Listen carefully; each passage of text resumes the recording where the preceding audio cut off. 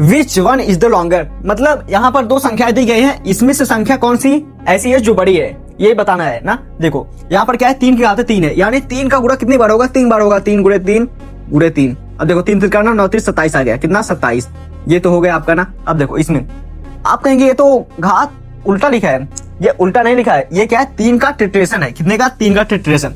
ट्रिट्रेशन का अर्थ होता है चतुष्घातांकी, क्या चतुष्घातांकी। लेकिन आपको क्या, इसे आप हल तो नहीं कर पाएंगे, इसका मतलब जान गए ना, लेकिन हल कैसे करेंगे, मतलब 3 का ना पिरामिड बनता चल जाएगा। देखो इसी प्रकार यहाँ पर मैंने 3 लिख दिया, यहाँ पर इसकी घात लगा दिया, अब घात के ऊपर घात लग गया, अब कितनी बार, 3 का ट्रिट्रेशन है, मतलब 3 3 बार आ गया ना। अब देखो ये आपका बेस हो गया, अब यहाँ पर इसका गुणा इसी प्रकार होता है, मतलब ऊपर से नीचे की तरफ होता है ना। देखो घात के ऊपर घात है, यहाँ पर भी घात के ऊपर घात था, मतलब 3 की घात 3 कितना होता है, 27 होता है, कितना होता है 27 होता है, कितना 27, आप समझ गए ना।